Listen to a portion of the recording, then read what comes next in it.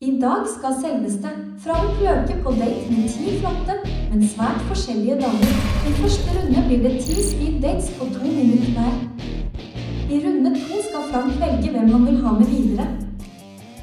I runde 3 skal damene få selv velge om de vil bli eller dra. I siste runde skal damene få svare på et spørsmål, før Frank endelig skal velge sin perfekte match. Det klart for en ny runde med speeddating. Denne gangen har vi med selveste Frank Løke. Norges største vinnerskalle. Det Norges. Ja, han helt rå, og han skal date 10 damer i dag. Hva slags damer hva din type jente? Det vanskelig å si, altså. Jeg litt sånn altetende egentlig, men du må være aktiv, da. Jeg tenker at jeg må være aktiv. Jeg har aldri trodd. Være med på tur, kunne sove i telt, bli litt skitten. Ja, helst opp til base. Du liker dem litt skitten. Men jeg kan også kanskje den rolige, snille typen som liker å stelle hjemme. Kanskje jeg litt gammeldags. Ja. Kanskje jeg finner den også. Du tror du liker dem som blir lei av det, kanskje? Ja, det kan være det, altså. Eller at de kanskje blir sånn, når du kommer hjem, Frank? Så kommer jeg aldri hjem. Ja. Jeg skal bare sykle 150 kilometer, så... Liker du mest naturlig, eller liker du litt at det litt pynta på? Både og egentlig. At de kan være pynte seg når det anledning for det. Men de må også kunne gå da 14 dager uten å dusje. Og drite i pose i teltet og sånne ting. Ja. Jeg tror vi har en ganske variert cast i hvert fall. Jeg tror det blir veldig spennende. Ok, boys. La oss bare komme i gang. Ja. Kom an, Frank! Lykke til! Det klart for første runde, hvor Frank skal på speed date med damene.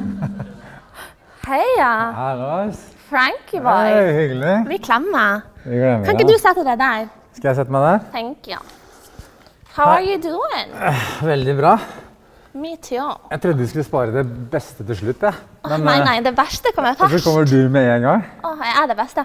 Men hva tenker du om, er du glad i å gå på fjellturer? Aha, ja, Er det det? ja. Tror du ikke på meg? Hvor er det høyeste fjellet du har vært på? Det vet jeg ikke, men ikke Mount Everest i hvert fall. Har du vært på Gaustatoppen, kanskje, som mange nordmenn har vært? Nei, Ikke vært der? nei. Jeg har vært på mange fjell, men jeg vet ikke hva de heter. Nei. Jeg har vært på et fjell som heter Klokka 10. Vi kaller det for Klokka 10. Fordi sola skinner på toppen klokka 10. Ok. Det fant jeg på nå. Ja. Men det er et kult navn. Veldig kult navn, ja.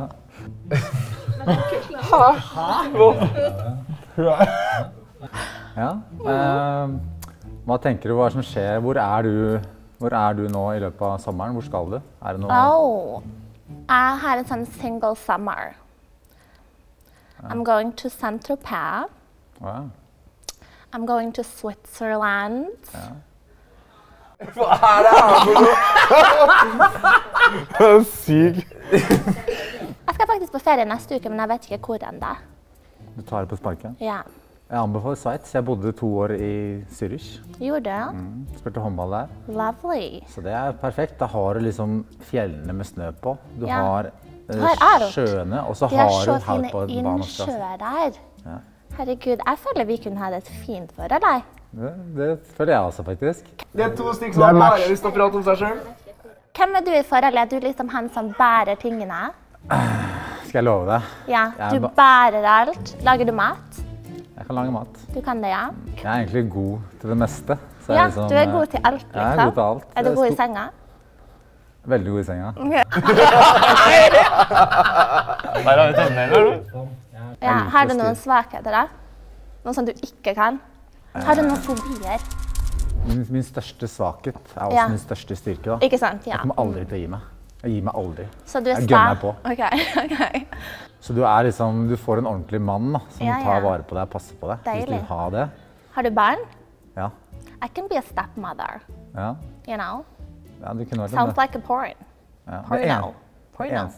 eneste jeg er redd for er barna mine, faktisk. Og det Ja. er de som jeg passer veldig på. Åh, elsklingene. Så jeg har to jenter da. Så du er jentepappa. Jentepappa. Det er koselig.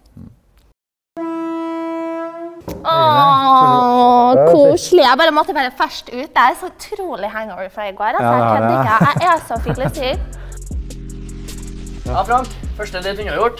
Tanker? Det er bra åpning. Det kommer, jeg håper det stiger. Hvis det stiger nå, det åpner bra. Du har jo et par fjelltopper der du ikke hadde... Nei, jeg følte at det gikk bra, altså. Jeg vet ikke om hun er med på å drite i en pose i 2 uker, altså. Jeg følte at vi hadde noe på gang der, altså. Men kanskje jeg ikke skulle tatt det på den høyeste toppen, men kunne begynt med Gaustatoppen, og så kanskje ned igjen, og så på et spa-hotell. Ja. Tenker du ikke på Grefsenkollen først, ja. Og så du kommer da. Men det var litt sånn match i sånn, i hvert fall jokes der, da. Ja, det var det. Det var jo... Det var det. En bra flyt. Ja. Vi så du sjekket ut litt når du var på tur ut der. Ja, det var det, altså. Det var bra stram i ramma, da. Det var bra ramme. Du skal ha for det, du skal ha for det. Du skal ha for det, altså. Fortsett, kjør løpet. Ja. Kommer vi med noen utfordringer etter hvert. Hallais. Hei, Cyril. Frank, hyggelig. Du går for klemmen, ja? Ja, det er egentlig innenfor. Eller? Ja, sånn da, gentleman. Ja. Vi går rett på sak. Ja, sant. Hva tenker du om å ikke dusje på 14 dager? Ja, det bruker å gå 1 måned mellom hver gang jeg dusjer, så 2 uker er sånn. Ok, hvorfor dusjer du ikke på en måned? Nei, ikke da. Jeg er ganske hygienisk. Ja.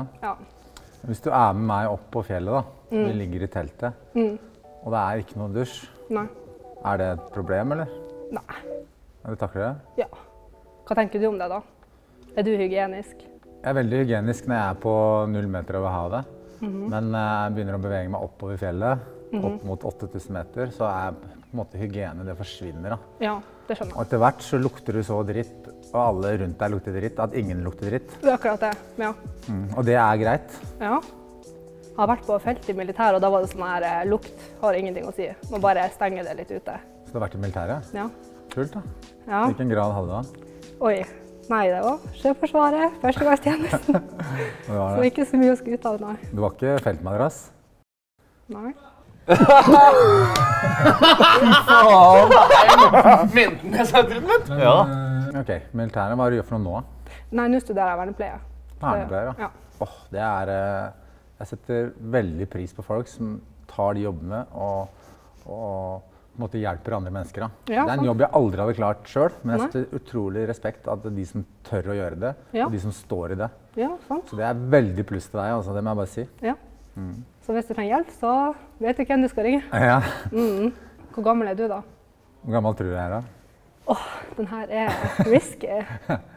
Nå vet jeg faktisk ikke det, men jeg ville gjettet 35. Jeg er rundt 35. Er det? Ja. Hvor gammel tror du jeg er da? Hvor gammel du er? Jeg tipper du er 27. Oi, såpass. Jeg er 23. Hva sa du? 27? Hvor gammel var du? 23? Ja. Hvilken gutt liker du?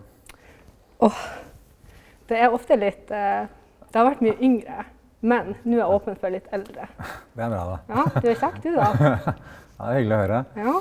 Men, ja.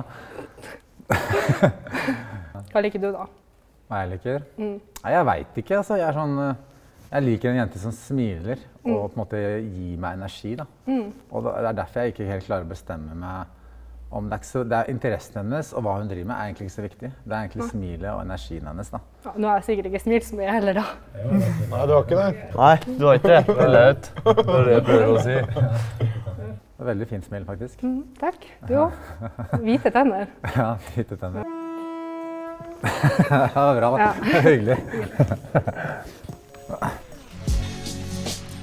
Der var du faktisk litt sånn døm. Han har det døm. Det var lite sånn punkt der, så jeg bare jeg ikke tok den helt feltmadrass. Jeg våga da. Du kunne bare hadde hørt den, liksom. Men der var du i en sånn flytsone, føler jeg. For der... Når du tipper damene er 27 år gamle, det er litt sånn high risk, low reward. Ja, det er det faktisk. Det tok meg på 35. Det liker jeg, da. Ja. Nei. Men, nei, jeg synes der var det traff det bra, egentlig. Jeg gjorde det, Nå er man inne på en god sånn flyt. Ja. Så... Nå hvis det er en challenge nå, så kan det bli verre, da. Ja, du har jo snakket deg selv litt opp her, da. Ja. Kanskje du skal prøve å være veldig, veldig ydmyk? Hvordan, Det er sånn mareritt! hvordan ser det ut, da? Hvordan skal man vise det? Gi komplimenter og... Altså, bare unngå å snakke om at man er verdens beste, da. Ja, så prøver jeg å snakke henne opp. Ja, snakk hun veldig opp, det bra. Skal skrive sykt av henne, liksom? Ja, det gøy hvis du skryter veldig av det. Rate utseendet hennes og alt på 1 til 10. Og så spør sånn, hva rater du meg fra 1 til 10? Ja, Hva rater meg? Ja. Ok. For da gir du de litt utfordring på det. Da var du veldig ydmyk da. Og så, nei, seriøst. Det er gøy. Fy faen. Da blir varm han her, altså. Det er gøy. Jeg tror du fikser det. Ja, det er sporty. Hei. Hallois. Hyggelig. Kaja. Frank. Hyggelig. Jeg er egentlig ikke en gutt som bryr meg om utseendet, men du ser jo sykt bra ut. Takk. Hæ? Takk. Du ser mye bedre ut. Du er over min normale standard da. Jeg er egentlig lavere. Ja. Jeg får ikke så fine damer. Jeg får ikke date så fine damer som deg engang. Takk. Det var hyggelig. Ja, det ser utrolig bra ut. Takk. Bra stil har du også. Takk. Jeg har jo hva tenker om meg, en mann som ikke har stil, liksom. Jeg synes det er litt ekkelt. Ja, det er Ja, det. vet ikke jeg... Hun hjelper ikke akkurat det da. Nei, hun bare... Hun sitter jo der. Sitter jo her i rasshøl. Har du barn? Jeg har to jenter, da. Ja, hvor gamle er de? De er 18 og 10. Det er jo koselig da. Hvis det blir oss, så blir jeg litt stepmom, så vi kommer til å bonde. Det er nesten samme kull. Her skulle han ha fått lov til å være det rasshøl, altså. Ja, fy faen. Ja, hvor gammel er du da? 20, så da Du er 20, er ja. det ganske jevnaldrende. Har du lyst på barn, du da? Når jeg blir eldre, har jeg lyst på barn. Ja. Så du er bare 2 år eldre enn hun eldste datteren min? Ja. Ja. Så du var russ da, for 2 år siden? Ja. Så hva er det du gjør sånn ellers? Jeg har hørt at du har vært og klatret litt, med litt oksygen. Nei, jeg jakter egentlig bare stolthetsøyeblikket da. Det å være stolt av noe er den beste følelsen i verden da. Ja, du er opptatt av å være mann. Ja, absolutt være mann, og så være en pioner, en som går foran og viser vei for gutta boys, egentlig. Det er på en måte min greie da. Nå er han i modus. Han klarer ikke å være helt ydmyk. Jeg håper å inspirere og motivere folk, egentlig. Det er det som er, og vet du, det er ingen som pisser i mitt blomsterbed da. Jeg kjører min egen vei, og det funket til nå da. Det skal du fortsette med? Det skal jeg fortsette med uansett. Men det er ikke kjipt å få sånne varer med? Hva tenker du på sånn med... Syklinga. At jeg sikrer nå? Er ikke det på grunn av det? Unnskyld, jeg Det er frostskader og sånn. Hva skjer med hunden da? What the fuck? Og det er kjipt at, at du er så ung da. Ja. 20 er jo liksom at du er 2 år eldre enn... Ja, du er jo liksom like gammel som pappa, så det er jo litt sånn... Har du en mor? Har du mora?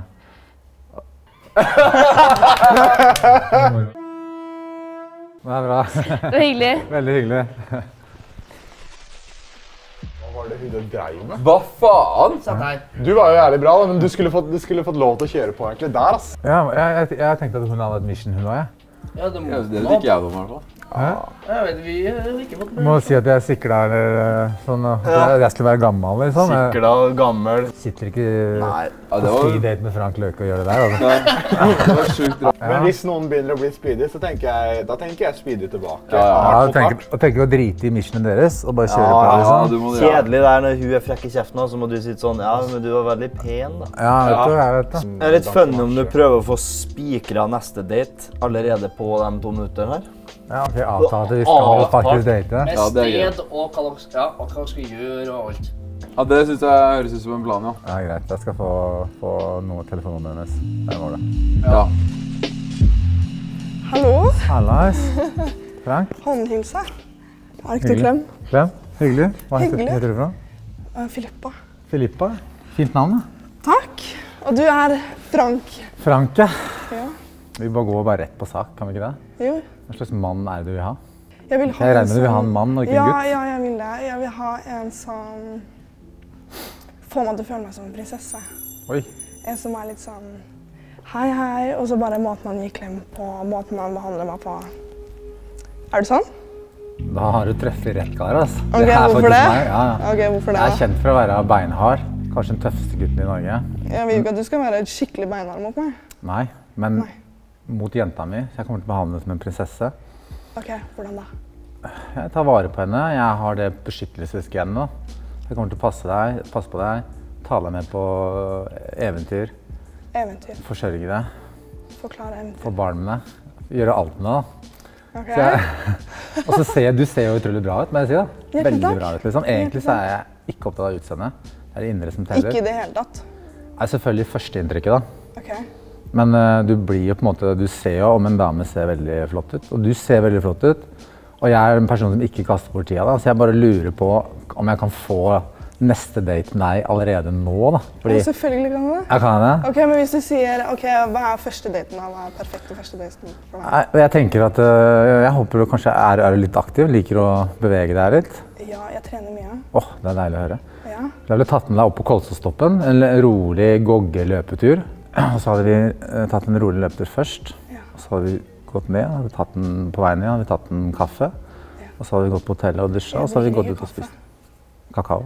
Kakao perfekt, ja, med bolle. Med bolle. Ok. Er det vann i nærheten av det stedet, eller? Med vann, så vi kan bade hvis du vil det. Jeg elsker å bade. Ja, du gjør det, ja? Ja, Jeg elsker jeg pleier å også å kaste alle klærne og bare hive meg uti og svømme. Ja, i sånn der...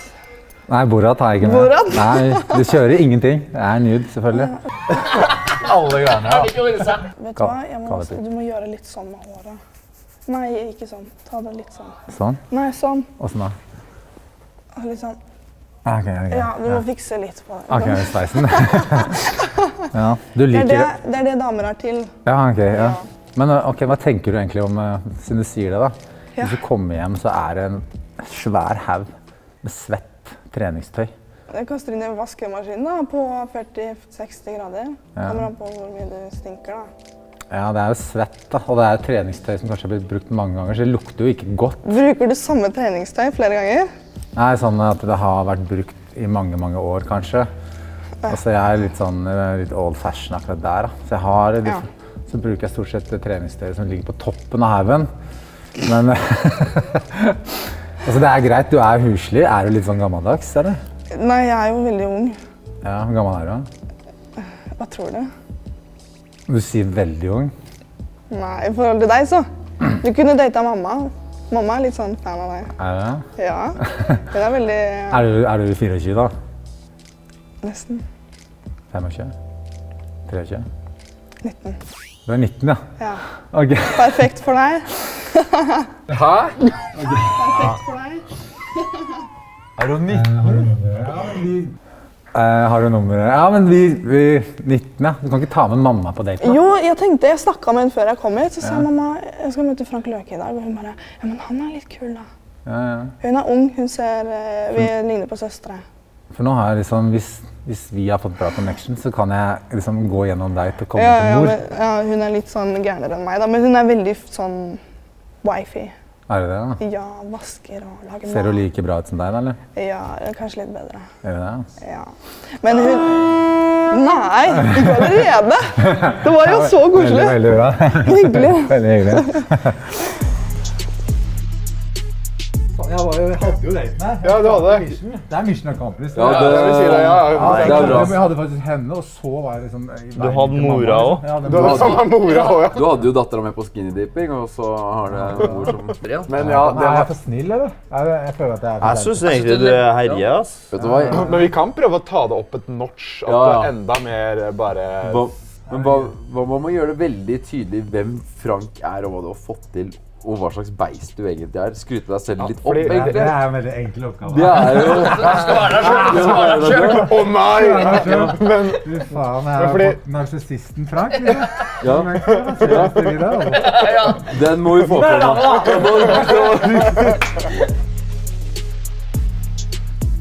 Hallo? Hallais. Hello. Frank. Ina? Hyggelig. Hyggelig. Sett deg ned. Hvis jeg kommer meg opp da, Høyt. skal vi se på det? Ja, det var litt Skal jeg hjelpe deg å ta den, eller? Åja, ja, gjerne. Jeg henger her, så går du oppå. Ja. Du snakker tross alt med en av verdens råeste mennesker her nå. Nå har vi den! Yes! Ja, du har vært på Everest og sånn, hørte jeg? Everest, ja. 2 ganger har jeg vært på Everest. Jeg har vært på Basecampen, faktisk. Har du det? Ja. Fy faen, jeg ble forelsket allerede, ass. Ja, sant. Har du vært på Basecamp? Men jeg har vært 2 ganger på Mount Everest, på toppen. Jeg har vært på K2, altså verdens farligste fjell. 26% dødsrate. Ja. I tillegg i januar nå så var jeg på Aconcagua, verdens høyeste fjell, på utsiden av Himalaya. Ja. I shorts, jeg gikk 17 dager i den samme shortsen. Jeg er medlem av Mensa. Jeg har 186 landskamper. Jeg har 646 mål. Det er faktisk Gud som står her. Hva tenker du? Du har vært så heldig å få møte meg. Jeg er så heldig jeg er. Men du ser jo, og du har vært på Basecamp. Det er jo fantastisk, egentlig. Ja. Når var du der? I påsken 22. Var det det? Var det med et norsk team, eller var det... Norsk team. Ja. Ja. Så du er fjelljente? Egentlig, før jeg flyttet til byen da. Ja. Ja. Nå går jeg ikke så mye i fjell. Gjør ikke det? Neida. Nå går jeg gatelangs. Hva gjør du for noe nå? Og jeg jobber med forsikring. Jobber med forsikring, ja. Kult da. Ja. Men jeg må fortelle litt mer om meg selv, fordi jeg var verdens råeste strekspiller. Jeg kåret til det. Jeg har spilt på verdenslaget i 2012. Ja. 2008 var jeg på All-Star-team. Det var en 10-årsperiode som var den beste angrepsstreken i verden. Ja. Og nå har jeg bare fortsatt etterpå. Nå er jeg en av Norges beste ultraløpere. Se på meg, det er ikke ett grått hår. Jeg er den tøffeste gutten i klassen. Kan du si en som er råere i Norge? Gutten i klassen, Det her kunne han da. Jeg tror ikke at han vet at vi er der, da. Si en mann som er råere i Norge. En mann som er råere i Norge? Ja, bare sammenligne meg med noen. Og jeg sammenligner dem? Ja, kan du si en som er råere enn meg i Norge, liksom? Det er... Nei, ingen i nærheten, ikke sant? Du finner ikke noe høyere enn meg. Du kan ikke gjøre sånn! Jeg kan ikke... Nei, og så jeg har bare ikke utseende å se dritbra ut. Så er jeg smart som faen. Medlem av Mensa, det tilhører 2% av de smarteste folka. Hvis du ser 100 mennesker, så er det 2 der som er ekstra smarte. Han ene er meg. Og han andre er ingen av de på bakrommet. Ja, hva de måler på de da? Ja, det er ganske lavt, tror jeg. Ja. Nei, ikke de der bak, men hva de måler på Mensa? På Mensa så måler du da IQ-en din da.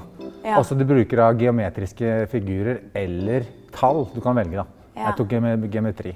Ja. Så jeg meldte at jeg skulle inn i den klubben, men kom jeg inn, ikke sant? Det er deilig å være så smart at du har lyst til å gjøre dumme ting, tenker jeg da. Ja, sant. Ja. Er du smart? Nei, kanskje litt. Du trenger ikke være så smart da, for du ser jo bra ut da. Å, takk da. Du ser veldig bra ut. Og det at du har vært på fjellet, har du lyst til å bli med meg på... På Everest? Igjen? Ja, eller på en høyere topp kanskje. En høyere topp? Har du planer om å gå på en høyere topp? Som jeg har sagt, hvis ingen tar Everest uten oksygen i 2026, sorry, 2025, så skal Men var du oppe uten oksygen? Jeg skulle prøve, men jeg klarte ikke. Så jeg måtte krype til korset på 7400. Ja. Men hvis ingen tar den toppen i 2025, rekorden, så skal jeg tilbake i 2026. Og ta den? Ja, og da kunne du vært med, og da kunne vi gått for eksempel Island Peak på 6001, eller Lobuche. Ja. Eller så har jeg planer om å kanskje dra til å ta Annapurna først, en 8000 meters topp. Ja. Altså, hvis du går med meg, altså, du har sett meg på TV, jeg har vant vinnerskala, jeg vant 71 grader nord, jeg vinner alt jeg er med på. Ja. Og så, Mesternes mester kommer jeg til å vinne neste år. Ja. Så jeg hadde fått deg opp da. Jeg hadde bært deg opp. Du ser jo ganske stram ut i ramma, og lett og fin. Jeg hadde bært deg opp, jenta mi. Stram i ramma. Kan jeg bære deg, eller? Skal jeg kjenne hvor tung du er? Om du kan bære meg? Jeg må kjenne hvor tung du er, liksom. Om jeg hadde klart å bære deg opp. Ja, altså... Få kjenne på deg bare. Hvor er beinet litt da? Her, altså, se her, ikke sant? Ja. Jeg hadde bært deg opp, Ja, ja. Vi går, vi! Sånn skal det gjøres. Det var mer en passende utfordring. Ja, det var det. Det er A-game, ja. Det er sisten Men fra. de satt jo dere glosene her da. Du har jo snakket litt om deg selv før. Det er ikke første gangen. Det er regler der som er det beste daten du har. Det der var en jævlig bra en. Det var sånn, ja, jeg har gått Basecamp da. Men litt mer om meg da. Men du har gått Basecamp var jo litt faktisk rått. Det var faen meg, det var det jeg fikk halvkram, altså. Det var bra da, så at hun viste at hun er interessert litt i fjell. Bare fortsett å trykke inn i trynet på hvem du er, for det er lov å skryte når du er best. Jeg skal prøve da. Ja, prøv ett nivå til. Ett nivå til? Ja, da er du mental, ass. Hallais. Hei. Frank. Hei, Nina. Hyggelig. Hyggelig. Sett deg ned. Takk. Du kom rett fra løpetur? Ja, nesten. Jeg skal ut og løpe etterpå. Spennende. Altså, jeg kunne faktisk vært slått Ingebrigtsen, fordi jeg var et løpetalent da jeg var liten. Og jeg løp vel, når jeg var 9 år, så løp jeg 10 000 på 39. Og det er kjapt. Det faen meg raskt. Og det har bare fortsatt etter det da. Etter det har bare vært en syk stigning på min karriere. Jeg har vært verdens beste håndballspiller. Jeg har 186 landskamper, 646 mål. Du trenger ikke prøve å imponere meg sånn. Nei, hør litt om dine meritter da. Meritter, ja. Jeg strøk i løping på skolen. Gjorde det? 3000-meteren. Ja. Fikk 4 kanskje i 60-meteren da. Ja. Var du flink på skolen da? 3,5 i snitt. 3,5 i snitt? Jeg hadde 6 i snitt selvfølgelig. Alle karakterene. Men Mensa-medlem da. Ja, er du Mensa-medlem? Ja. Åja, du er Mensa-medlem du da? Ja. Det hadde jeg ikke trodd. Men jeg har ikke sett deg på noe treff. Jeg har hørt rykter om at du er medlem, nemlig. Ja. Var du ikke i Drammen nå sist? Nei. Jeg holdt faktisk foredrag på Mensa-treffet. Det sier jo litt om hvor god jeg er. Ja. Så det var egentlig veldig gøy. I tillegg da, så må jeg bare si at akkurat for øyeblikket, på skjønnlitteratur, så er Jo Nesbø den mest selgende i Norge. Okay. På sakprosa fakta, så er det Frank Løke som topper listene. Hva tenker du om det? Nei, det er jo flere mensanere som ligger på topplista i fakta. Anne-Lene Johansen for eksempel. Ikke på toppen, jeg ligger helt på topplista, ja. Men veldig bra. Han har faen meg litt å skryte over da. Det skal sies. Han har gjort alt man kan gjøre. Hva het boka di, sa du? Frank, våg å feile. Og det å gjøre feil i livet, det er det jeg har lært av da. Det har på en måte kalibrert meg til den personen jeg er i dag. Ja. Nå står jeg fjellstøtt, og jeg har bestiget verdens høyeste fjell 2 ganger. Satt en norsk rekord. I tillegg så har jeg vært på K2, altså verdens farligste fjell. Jeg holder også på å skrive bok. Gjør du det? En spenningsbok, hvor hovedpersonen er hypnotisør. Ja. Så derfor holder jeg på å ta hypnotisørutdannelse. Okay. For at jeg kan få ordentlig grep på karakteren i boka da. Ja. Så jeg gjør ordentlig research, sånn som du gjør. Så du klarer kan du hypnotisere meg, eller? Ja, men ikke nå. Du klarer ikke det nå? Nei, klarer, men man skal ville det også. Du har et veldig fint smil, faktisk. Tusen takk. Ser veldig bra ut. Takk. Hvor gammel er du? 51. 51, ja. Så litt nærmere deg i alder enn mange av de andre her. Ja, men jeg hadde tippet deg på 46, ja. Ok. Hva har jeg sagt? Selv om jeg skryter mye av meg selv, så er det en grunn til det, fordi mate på! Ja, men han legger opp så bra også. Har du prestert sånn som jeg har gjort, så har du lov til å skryte av deg selv, mener jeg da. Jeg har gullplate i tillegg. Men du må ikke glemme de gode egenskapene dine. Jeg så jo på 71 grader nord Teams med deg og Rikke. Jeg vant til 71 grader nord Teams. Ja, men ikke sant? Så jeg bærte henne, og så vant jeg vinnerskalle. Grei mot Rikke. Og det satte jeg pris på, for jeg må innrømme at jeg har ikke sett. Jeg så ikke deg på Skal vi danse og sånne ting. Nei. Ikke på håndballbanen heller. Og det hadde vært det også, hadde ikke vært for å kaste ut. Ja, fortsett. Ja, nei, det visste jeg ikke. Ja, veldig bra. Veldig hyggelig. Ja, veldig hyggelig. Tusen takk. Ja, takk. Ha det bra. Ha det godt. De elsker jo. Ja, de gjør det. Det å være en narsissistisk jævel funker jo egentlig som faen. Det funker. Ja. Funker å være et svin, faktisk. Ja. La seg selv. 51 liksom. Ja, nå nærmer vi oss. Men det neste challenge, jeg tenker at nå skal vi vise hvordan motivator du er. Du har gått opp på fjell. Ja. Det er jo ingen som er mer motiverende enn Frank Løke på dags dato. Nei. Motiverer dritten ut av kjæringa. Ja. For mest sannsynlig så blir det jo en sånn 19-20-åring som kommer ut igjen da. Ja. Og da er det sånn, hva har du fått til? Snakk dem litt ned før du bygger opp, kanskje. Sånn, du har gjort nå, men du har et jævlig stort potensial. Ja. Du suger i livet, men jeg skal faen meg vise deg veien. Men det kommer til å koste de bare en liten ting. Hvis de bare etter innspillinga blir med... Ok. Jeg skal få det opp og frem, så lenge du... De må ligge med meg for å liksom få... Alt de kan få til hva de vil i livet, uansett hva de skal gjøre. Ja, ok. Men hvis de er litt sånn... Hvis de er teite med deg, så synes jeg du skal... Da tenker jeg det er bedre heller til helvete, ass. Som faen tilbake. Ja, fordi jeg tror når de pusher tilbake, da... Hvis jeg føler at de pusher tilbake, så...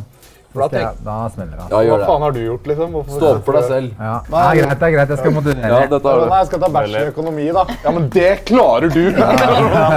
Hvorfor gi deg på bachelor? Du skal ha master! Hallais.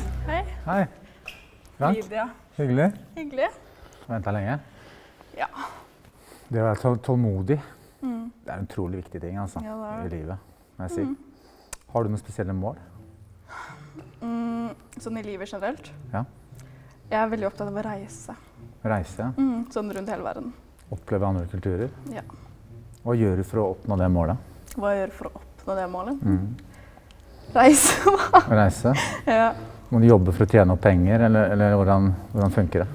Ja, så foreldrene mine er veldig også på reise. Så jeg reiser for det meste med de, da. Ok. Har du noen større mål? Er det noe du ønsker å opprette i livet her? Med forhold til jobb, karriere? Generell suksess. Ok. Hva er suksess for deg?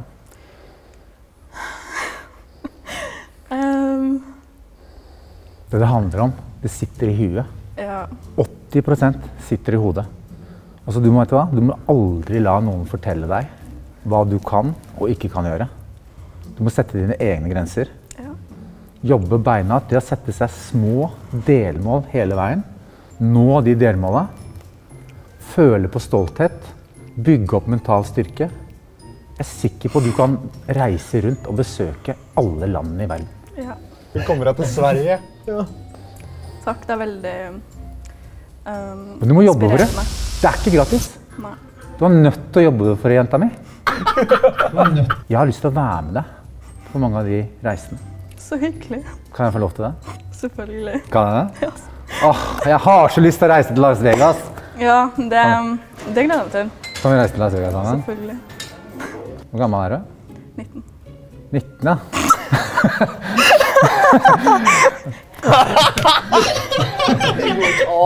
Jeg syns du skal gå hjem nå.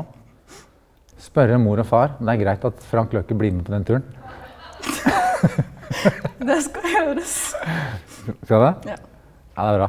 Kan jeg få en klem, eller? Jeg har så lyst til å klemme deg nå. Nei, det er gud, altså. Ja, det var bra, det var det. Kjempebra. Hvor gammel er du da? 19? Det er sånn, oi, faen! Ja, det da var bra, men jeg likte veldig motivator, Frank, ass. Det er faen, ja, det er lættis greie. Ja. Det er fettfunny. Altså, jævlig fint. Jeg skal faen meg være med og besøke hvert jævla land. Vi skal til Las Vegas, vi skal til Sverige. Jeg vil til Las Vegas! Det var gøy å sette om hun faktisk spør foreldrene sine om hun kan dra til Las Vegas med Frank Løke. Ja. Det blir en ny ting. Ja, det er jo, du kommer med mye skitne gloser så langt, men det har vært litt interessant å se da, hvor langt du klarer å dra den dirty talken der. Eller utfordring. Jeg er litt usikker. Ja, sånn er det. Men spør hvor gammel hun er først da, bare sånn, ikke til slutt nå. Og så sånn, jeg har besteget mange topper, hva med dine? Og smøre på her, det er jo mye teltgreier, altså feltmadrass, og du har mye funny. Litt dirty talk, det tror jeg var gøy. Prøv å få hun på samme bølgelengde. Våkna det andre høyet og kjente den. Ja. Kom an da. Ja, greit, dirty talk.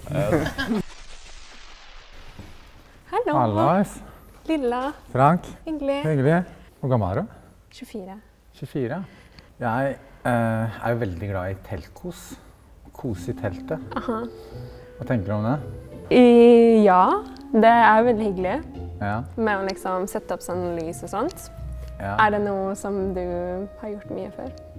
Jeg pleier å sette opp litt sånn, setter opp lys, men det er andre ting jeg tenker på da. Som er egentlig, jeg tenker på teltkos. Er det det du leter etter på en tur?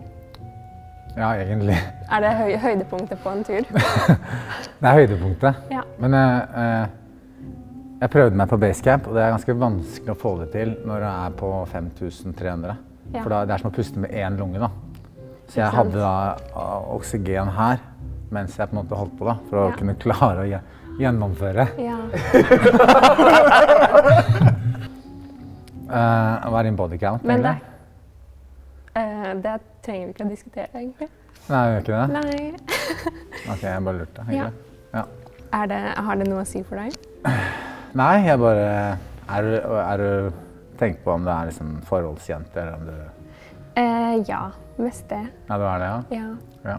Nei, kanskje du møter dem i forbindelse med et arrangement, eller på fjellet, eller noe sånt nå. Ja. Og så... Ja, da blir det fort en runde i bingen da, ikke sant? Etter en 10 kilometer eller noe. Så vi pleier å kombinere det da med trening og så da... Og så sånn ekstra cardio. Ja, så det som blir ofte at vi har oss etterpå da. Er du glad i trening, eller? Ja, litt. Eller jeg har nesten aldri trent på treningsstudio. Nei. Så det mest hjemme og kanskje sånn joggeturer. Men jeg trener ikke så veldig mye. Jeg er jo faktisk sexgal. Ja. Endelig kan like det å gjøre. Og du ser jo veldig bra ut da. Du ser veldig bra ut, uansett liksom, hva du tenker om meg. Ja. Så er jeg ordentlig glad i mus, liksom. Ja. Så jeg vet ikke hva du tenker om det. Jeg vil bare legge alle kortene på bordet da. Og si det sånn. Men er det det første du vil vite om jeg er good med?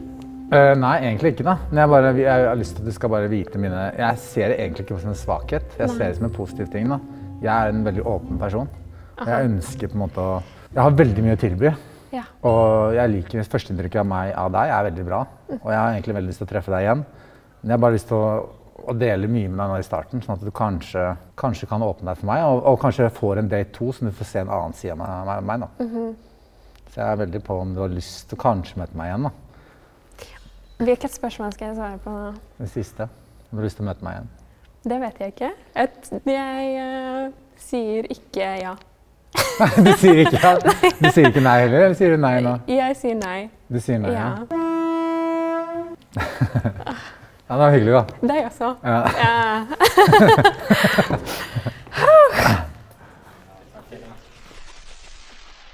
Fy faen, det der var solid, ass. Ja, fy faen, jeg skulle se om jeg klarte å naile på slutten her da. Jeg klarte ikke det da. Fy faen, det er lett å si, ass. På den første del. Du må bare si henne. Står og pumper med oksygenflasker på Det ser jeg for meg, ass. Men nå kommer det en litt eldre dame, var det ikke det du sa? En litt eldre dame er gøy å motivere da. Ja, det kan jeg motivere. At du stopper ikke nå. Du er ikke ferdig motivert nå. Du tror kanskje det er over nå? Nei. Det er litt sånn, ok, nå har jeg. Den kan du da. Motivasjon på Granny. Ja, det er gøy. Faen, han presterer, ass. Det er fordi han har våget å feile, da, Baris. Og det er faktisk tittelen på nye boka hans også, som allerede er en bestselger. Og vi alle gutta fikk et eksemplar. Hvis det er noe vi kan anbefale, som jeg skal gjøre selv faktisk, er å lese den her. Jo, ok. Hei. Hei. Nei, men hei sann.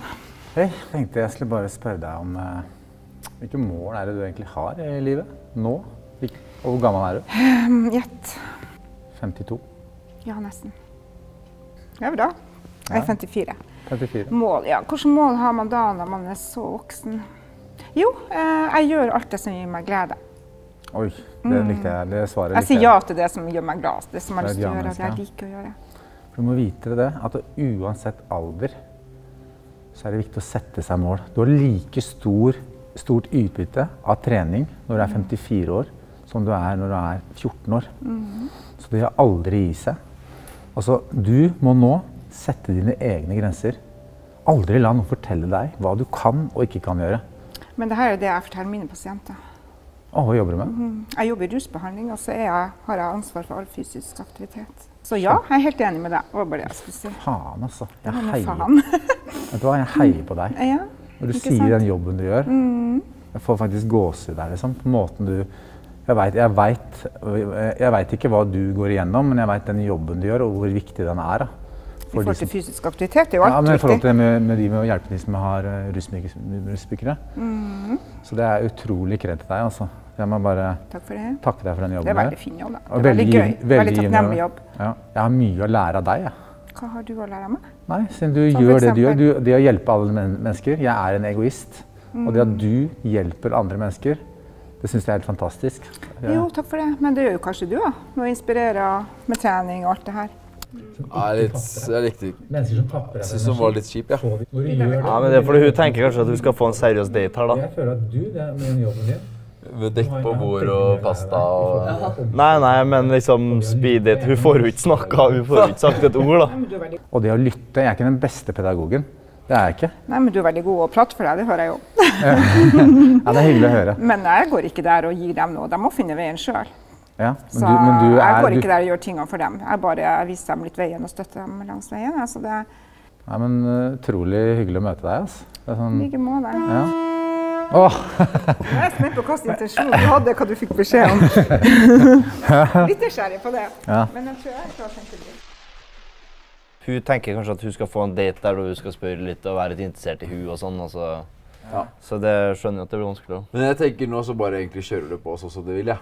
Ja, du skal få lov til å sjekke opp litt, liksom. Det er faktisk sånn som jeg hadde prøvd det uten at jeg prøver på noe som helst. Ja, jeg tror egentlig nå, bare være deg selv, prøve.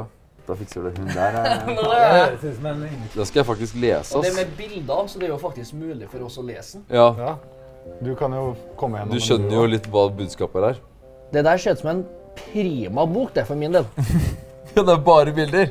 Ja, og tekst. Ja, det er bilder først da. Ja, men den her skal jeg faen meg lese, ass. Det er vanskelig ikke å få respekt for Frank når han har gjort det greiene han har gjort. Hallo. Hallais. Tale. Hyggelig. Hyggelig. Skulle ønske du hadde på deg bordatten fra Skal vi danse, egentlig. Så du ville se meg i mindre klær, er det Ja, jeg vil det. Ja. Jeg vil det! Så bra du så ut da. Takk like så. Hvor høy er du? Opp. Rygg til. Ok, målet. Hvor gjett hvor høy du tror jeg er da? Er du 1,80? Det var helt riktig det. Ja.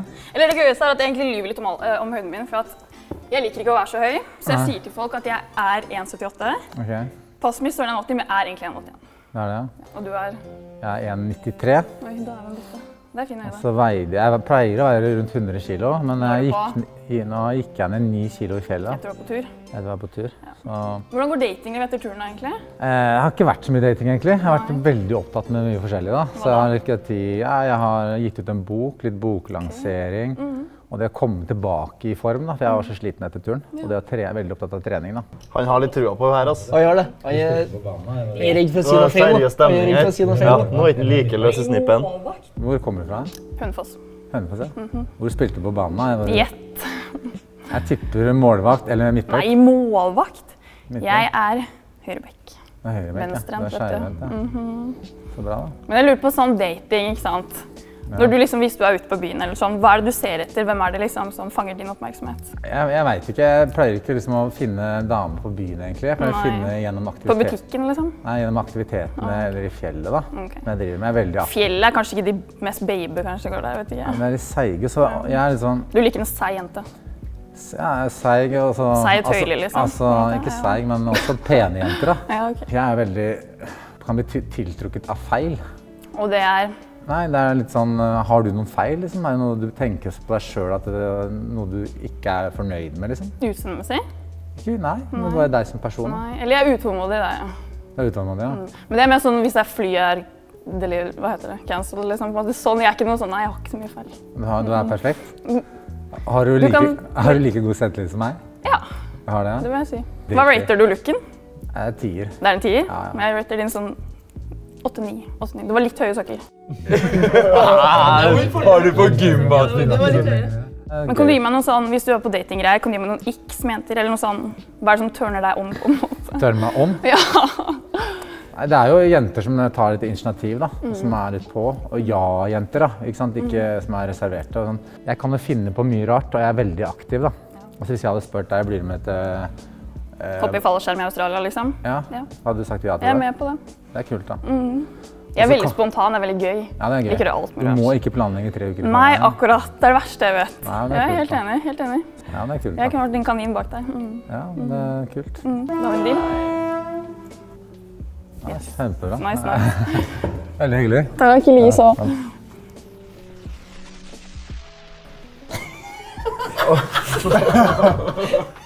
Faen, for en bra dame. Det er dame, faktisk. Jeg synes det syntes at du koste deg der. Ja, det var koste deg med, altså, gutter. Vi sa det. Hvor gammel er du før jeg sier noe mer? 24-25. Å, jeg er 24-25, ja. Det er innenfor. Det er alder delt på 2 pluss 7. Pluss minus 3-4 år. Nå føler jeg det. Faen, det var bra. Det fortjente det. Og det der gikk bra også. Ja, det gikk jævlig bra.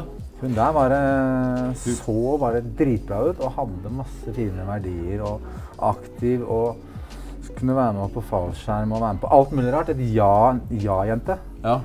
Fy faen, det gikk jævlig bra. Oskar var nesten pist for at det ikke var han som satt i stolen her. Hva faen? Ja, det småsjalu bak her, altså. Ja, men herregud. Det gikk ikke så bra, hun ikke keen på han. Han for gammel for det. Tror du vi kan finne oss som topper det her, da? Nei, det tror jeg ikke, ass. Det skal godt gjøres. Ikke sånn utseendemessig. Faen, det var innertid, ass. Ja, men nå du jo i god gok. Jeg tenker det bare å fortsette sånn som du holder på, ja. Ja, bare... Tror du ikke det? Ja, det er jo helt sjukt. Prøv å naile noen ja, liksom. Bare få de til å bli med videre, liksom. Og en litt kreativ inngang fra start, kanskje, som sånn, ja, som du sa i starten, hva er høyeste fjellet du har gått? Eller sånn, hva slags meritter har du? Hvor mange døgn og så ut ute? Ja. Hallais. Hyggelig. Frank, hvor du kommer fra? Fra Bergen. Fra Bergen, ja. Opprinnelig fra? Min mor koreansk. Koreansk, ja. Min mor. Og din far norsk? Nei, min far ukrainsk. Ukrainsk, ja. Hvor lenge har du bodd i Norge? Jeg kom på 90-tallet. 90-tallet? Ja. Så har du trives i Norge? Ja, det finnes dager hvor man trives veldig godt. Ja. Hva lettest da? Hva pønsker du på? Ja, du har en gunner i baklomma, eller? Ja. Hva skulle du gjort for å imponere meg, ja? Sånn, har du noen sterke sider som du har lyst til å fortelle meg? Jeg vet ikke om jeg har tenkt å imponere deg. Jeg tenkte kanskje du skal imponere meg. Skal jeg prøve å imponere deg? Hva er det for noe her, da? Kan jeg ta på deg? Ja, du kan ta på meg. Nei, du kan sitte. Ja, jeg kan sitte.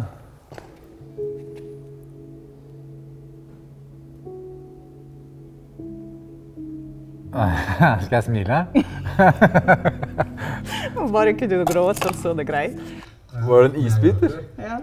Vet du hva? Jeg har grått 1 gang i livet mitt. Det var jeg snakket med min datter på 8000 meter på K2. Det kunne være min siste samtale. Det var eneste gang jeg gråt. Pluss 1 gang nå faktisk på Mount Everest, da jeg mistet en lagkamerat. Så jeg gråter ikke så ofte, men jeg har akkurat de samme følelsene. Men jeg en beinar mann. Hvis du har lyst til å ha det. En isklump. Hvor skal jeg putte den? Ok, hvordan går det med deg i dag da? Det går veldig bra. Jeg har kost meg veldig. Masse flotte jenter. Du en av de. Ja. Så jeg har egentlig veldig lyst til å treffe deg igjen da. Ja, takk. Har du lyst til det, eller? Ja. Ja, det er hyggelig. Veldig hyggelig. Og så har jeg veldig lyst til at du skal være med meg, kanskje på en norsk fjelltopp da. Hva tenker du om det? Det vil jeg veldig gjerne, for jeg har tenkt å invitere deg på en tur som jeg arrangerer. Åja, hvor da? Ulsrydvannet. Rundt Ulsrydvannet? Ja, der gikk kongelige. Jo, der gikk de danske kongelige sammen med vår kronprinsparet. Og der skal jeg gå med folk hver tirsdag i hele juli. Der skal jeg være med? Ja. Kan vi sove i telt der, eller? Ja, det er mulig. Jeg er veldig glad i telt. Ja, det er mulig. Er det? Ja. Da sover vi i telt også? Ja. Ja, det er avtale. Du sjekker på den nå? Ja, bra. En sovepose, eller? 2. Nei! En sånn vi kan sette sammen, i hvert fall. Ja. Ok, det er bra. Ja, det er bra. Da har vi en avtale, da. Ja. Ok, jeg bare klemmer. Veldig bra.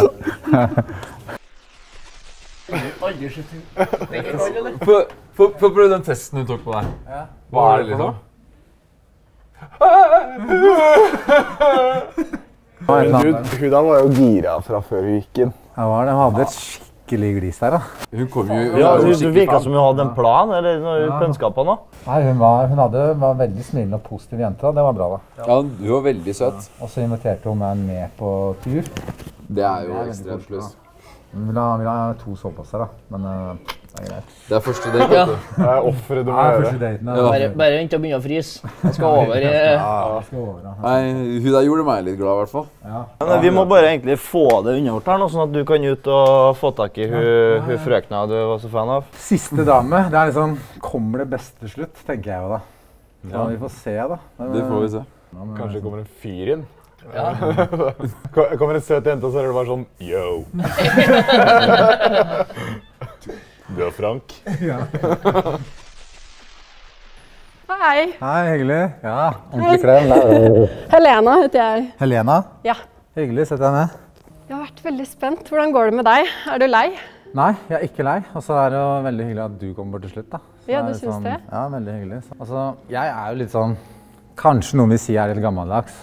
Hvordan jente er det du egentlig er? Sånn, i forhold til, jeg er litt sånn provider og... Sport. Jeg har lyst på en provider, men jeg er ganske maskulin selv, så jeg trenger en ekstremt maskulin dude til å liksom ta over det. Ta over det, da? Ja, fordi jeg er ganske på.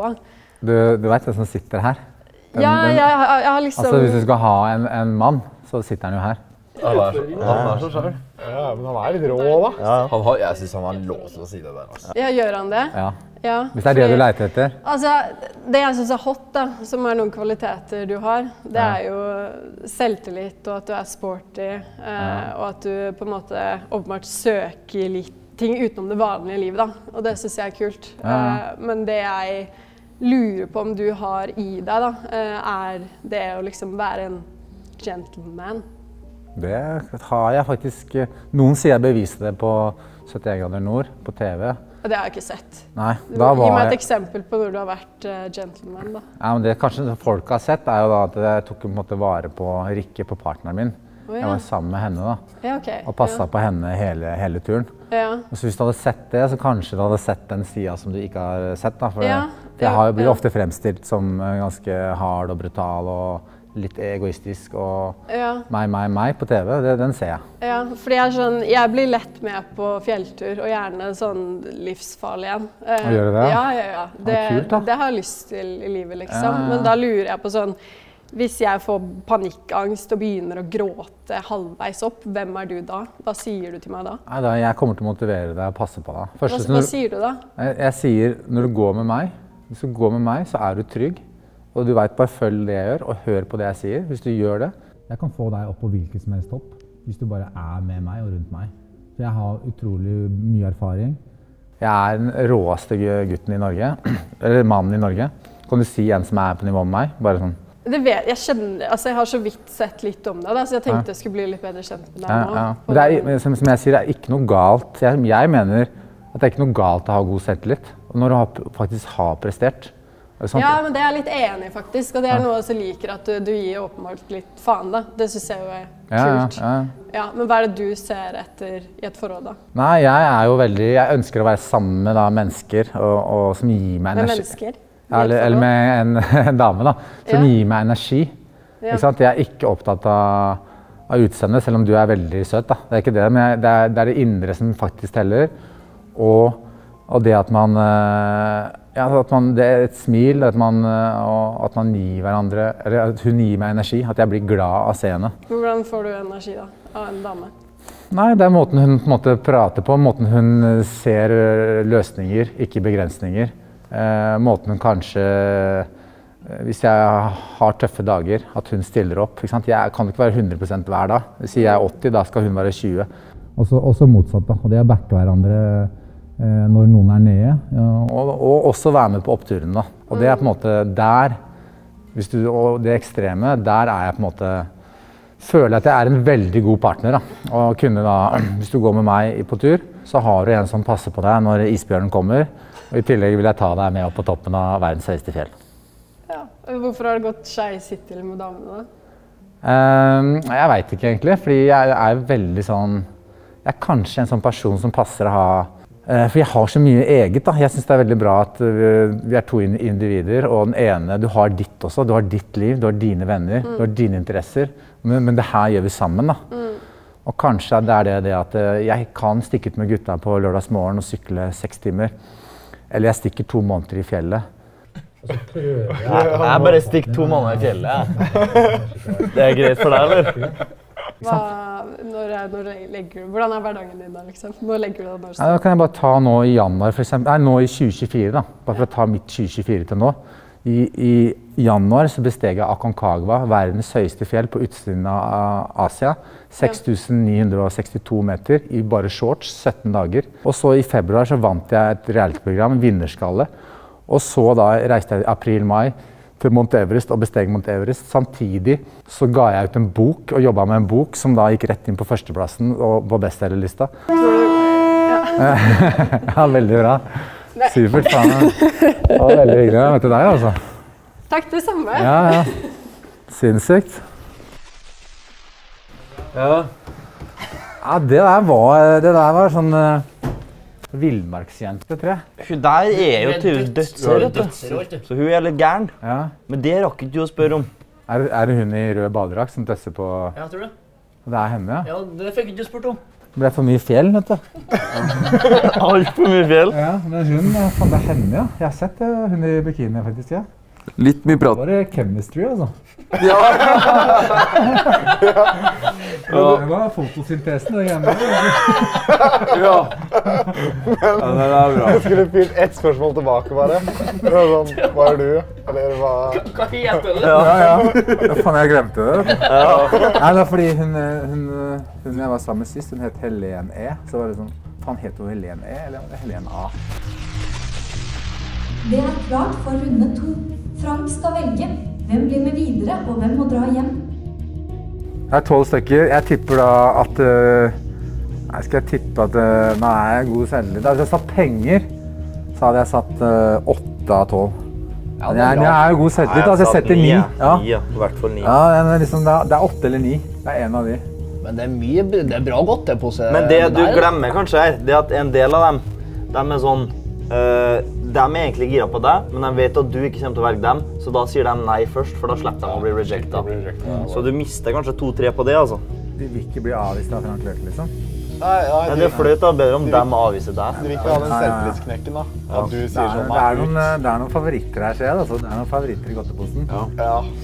Altså, hun på siden der også, hun er Berthe, hun er liksom... Ja, hun er fast i selv. Og vært på...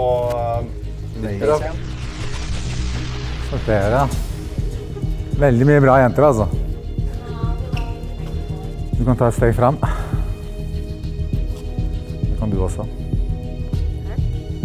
Det kan du også. Det kan du også. Det kan du også. Det kan du også. Han sier ja til alle, han. Det kan du også. Det kan du også. Det kan du også. Det kan dessverre ikke du. Ikke du heller. Du kan ta et steg frem. Det kan du også.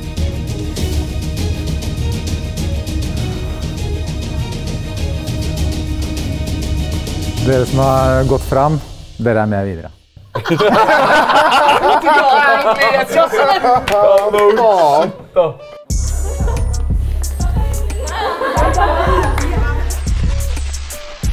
Runde 3.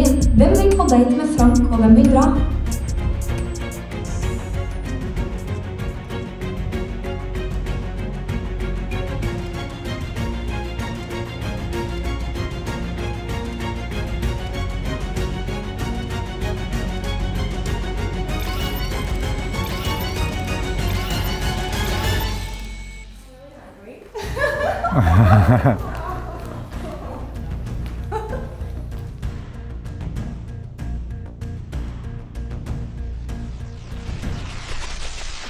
Åtte av 10, Akkus. Happy, eller? Det er akkurat det du tippet det.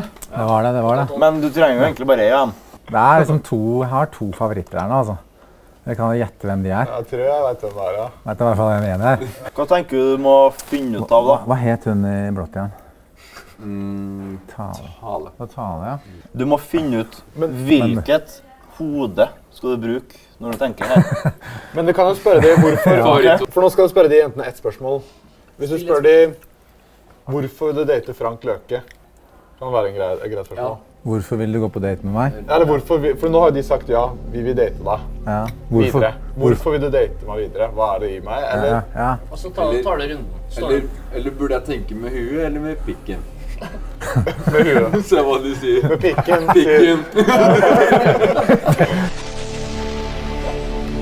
Spørsmålet er egentlig bare hvorfor vil dere på en ny date med meg, da? Ja, fordi at jeg er sånn nysgjerrig på hvem du er. Og prosjektet, selvfølgelig. Ja. Jeg vil på ny date, for jeg tror at vi har ganske mye samme interesser. Jeg tror vi hadde liksom gått overens på sånn trening, rutiner i hverdagen og familie og sånn. Takk. Ja, det virker veldig spontan, veldig sånn interessant. Vi begge to er høy, god match. Ja, det er kjekt. Fin smil. Ja. Takk. Jeg må følge med inn i rekken sammen med de andre. Det virker som en interessant og hyggelig person. Så, som kan ta vare på meg også. Så omsorgsfull type der. Ja. Du virker som en perfekt mann for mamma. Ja. Det holder det. Det holder det. Veldig bra. Ja. Jeg synes det var veldig gøy å snakke med og reise der. Og det tror jeg var veldig gøy. Takk. Vi har jo avtalt å gå på tur, så derfor er jeg her. Det er bra. Jeg vil at du skal ta med meg på en livsfarlig fjelltur, sånn at vi kan bli ordentlig godt kjent.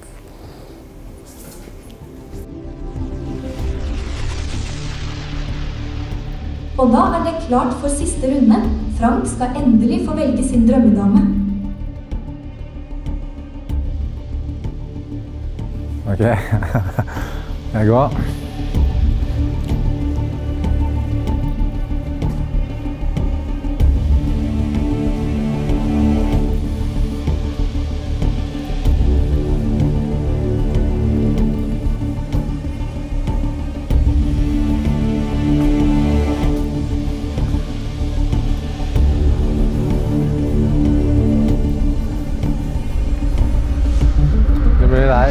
Helena. Skal vi dra på fjelltur da? Ja, vi må det da. Vis meg hvordan du skal bære meg når jeg er stiv i beina på fjelltur. Ja, da blir det sånn her. Ja, nei, jeg tror det var rette dama for Frank, ass. Ja. Livsfarlig fjelltur. Ja. Jeg er fornøyd, ass. Ja, bra. Men det var jo... Dere tror jeg kan være... Jævlig bra dame for deg. Det der er jo faktisk en bra match, liksom. Sånn. Og hun vet faen meg hva hun skal si også, da. Jeg vet at du skal ta med på en farlig fjelltur. Hva hadde hun meg, liksom? Du hadde ballgrep fra start, egentlig.